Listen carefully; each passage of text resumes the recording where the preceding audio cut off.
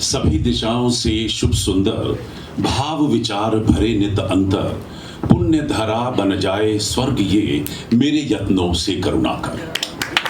मंच पर देवता स्वरूपी सुशोभित आज के सभी महानुभावी, यहाँ इस सभागार में बैठे हुए सभी आज के अवॉर्डी और मेरे प्यारे भाई और बहनों, मैं क्या कहना चाह रहा हूँ। उत्तर है, दक्षिण है, पूरब है, पश्चिम है, देश है, विदेश है, आप किसी पहाड़ की चोटी पर हैं या किसी नदी के किनारे खड़े हैं, किसी हरे भरे बगीचे में रंग बिरंगे फूल देख रहे हैं या दुनिया की सबसे हसीन महिला को देख रहे हैं। हकीकत तो ये है कि दो ऐसी चीज़ें हैं जो इन तमाम चीज़ों से ज़्यादा खूबसूरत हैं जो आपकी आंखें देख सकती हैं, और ये दो चीज़ें हैं आपकी भावनाएं और आपकी विचारधारा। और कितने मज़े की बात है कि दोनों ही चीज़ें आपके अंदर समर्पित हैं। आइए आज इस शुभ अवसर पर परमपिता परमेश्वर से यह निवेदन करें कि हे परमात्मा, मुझे अच्छी भावनाएं दे, मुझे अच्छी सोच दे, ताकि मैं अच्छे कर्म कर सकूं और अच्छे कर्मों से इस धरती को स्वर्ग का रूप दे सकूं। ऐसा मेरा मानना है। मुझे उम्मीद है कि आप भी मेरे साथ सहमत होंगे। विपिन गौर ने बहुत सारी बातें न्यूज़पेपर एसोसिएशन ऑफ इंडिया के बारे में बता दी, लेकिन मेरी जिम्मेदारी शायद उससे थोड़ी सी ज़्यादा है, क्योंकि मैं अध्यक्ष हूँ इंटरनेशनल जर्नलिज्म सेंटर का। 10 साल पहले जबकि बहुत सारे लोग मुझे सिर्फ फिल्म मेकर समझते रहे, लेकिन दूसरा पर्दाफाश करना पड़ा कि हम जर्नलिस्ट भी हैं। और 10 साल पहले हम लोगों ने इस संस्था का गठन किया, इंटरनेशनल जर्नलिज्म सेंटर, और ज़रूरी था क्योंकि इस संस्थान ने अब तक तकरीबन 20,000 मीडिया प्रोफेशनल जो 28 प्रदेश, 8 यूनियन टेरिटरी और 145 मुल्कों से यहाँ आकर अपनी शिक्षा ले चुके हैं। हम लोगों ने तकरीबन 30 लाख लोगों को अब तक नोएडा फिल्म सिटी की ओर आकर्षित किया है, जो हमारा 9वां अंतर्राष्ट्रीय रिकॉर्ड बना है। ये ज़रूरी था क्योंकि मीडिया पर्सन होने के नाते हमारे कंधों पे आम आदमी से ज़्यादा, थोड़ा सा ज़्यादा भार होता है और हमारी जिम्मेदारी ज़्यादा होती है, और शायद इसीलिए इंटरनेशनल जर्नलिज्म सेंटर का गठन हुआ। 2014 में हम लोगों ने international chamber of media and entertainment industry का गठन किया, जो चैम्बर का रूप लिया, IGC इस चैम्बर का हिस्सा बन गया, और बहुत सारी ऐसी बातें हुई जिनका बयान करने के लिए बहुत सारे घंटों की ज़रूरत है। लेकिन मोटा मोटा इतना बता दूं कि 2014 में जब प्रधानमंत्री ने देश को आवाज़ देके नए आइडियाज़ पुकारे, तो उसमें तकरीबन 4,500 नए आइडिया PMO के इनबॉक्स में जमा हो गए, और उसमें 11 आइडिया छांटे गए। 11 लोगों को ब्रेनस्टॉर्मिंग सेशन के लिए बुलाया गया, और जो पहला आइडिया 2014 में प्रधानमंत्री ने खुद झाड़ू लेके 2 अक्टूबर को देश के सामने रख दिया, वो था क्लीन इंडिया।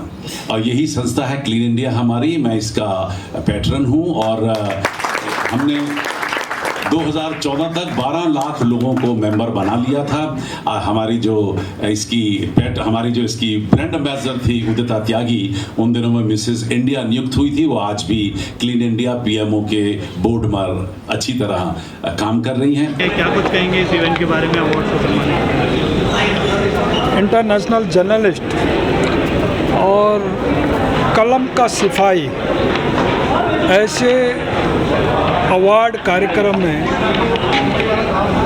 मुझे आने का अवसर मिला है, जिसमें बहुत सारे पत्रकार, बहुत सारे सामाजिक कार्यकर्ता, समाज के अंदर काम करने वाले, ऐसे भिन्न प्रतिभाओं को सम्मानित किया गया।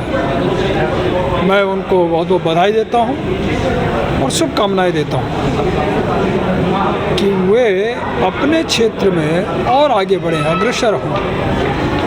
साथ ही पत्रकारिता का क्षेत्र है, लोकतंत्र का चौथा स्तंभ है, समाज का चक्षु, दर्पण।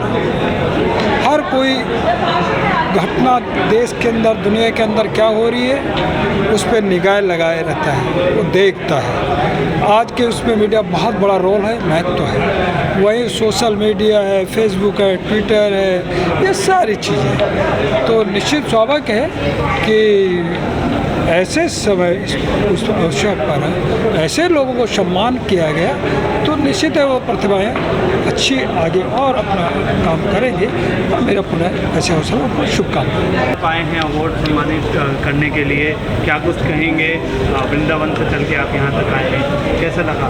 NIA ने आमंत्रित किया था और ये न्यूज़ के लिए जो लोकतंत्र का चौथा स्तंभ है उनके लिए यहाँ अवार्ड दिया जाता है।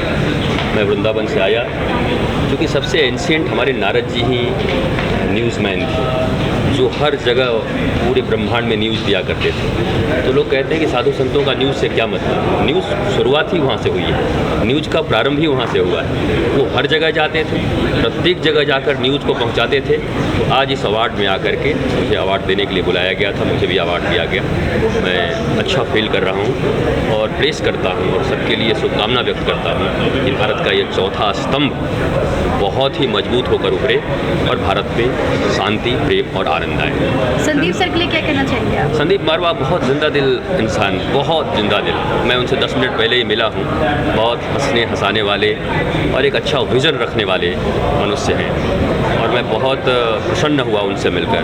वास्तव में कोई डिप्रेसिव आदमी भी उनसे 5 मिनट मिल ले तो मुस्कुराता हुआ चला जाएगा। हमारे श्री कृष्ण भगवान के लिए एक बहुत बड़ी बात कही जाती है कि रोता हुआ आदमी आता और मुस्कुराता हुआ जाता, पर हम लोगों की स्थिति ऐसी हो गई कि कोई हंसता हुआ आदमी आए तो आत्महत्या का विचार लेके चला जाता है। इस मीन्स में ये बहुत अच्छे इंसान हैं और पॉजिटिविटी बहुत उनके अंदर है। जो कलम के सिपाहियों को अवार्ड दिया गया है, क्या कुछ कहना चाहेंगे? आप पिछले कई वर्षों से कलम के सिपाहियों के बीच काम कर रहे हैं। इंटरनेशनल जर्नलिज्म सेंटर हम लोगों ने 10 साल पहले तैयार किया था। पर्पस इस सेंटर का था कि हम लोग जर्नलिस्टों की सभी रिक्वायरमेंट्स को इस सेंटर के ज़रिए पूरा करेंगे।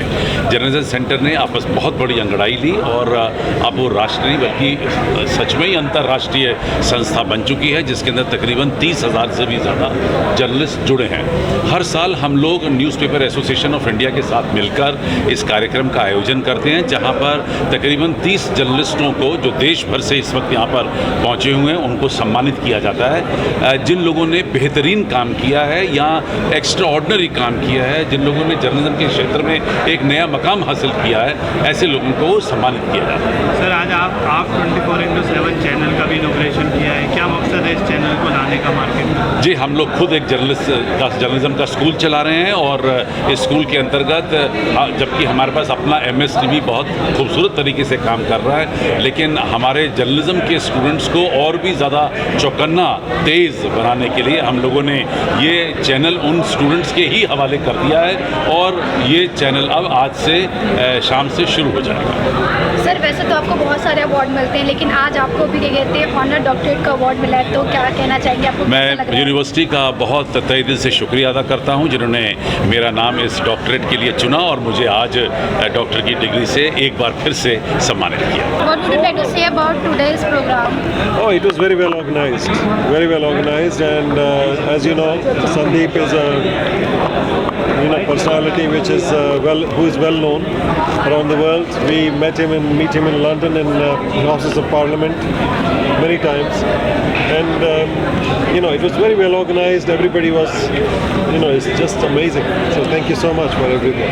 Thank you for having us. के बारे में क्या कहना चाहेंगे आप? आज के प्रोग्राम के बारे में कहने के लिए तो बहुत कुछ है। अगर मैं बोलना शुरू करूँगा तो शायद बहुत लंबा समय लग जाएगा, मगर मैं यही कहना चाहूँगा कि हमारे देश में एक बहुत ही महत्वपूर्ण जो एक रोल निभाते हैं वो पत्रकार हैं।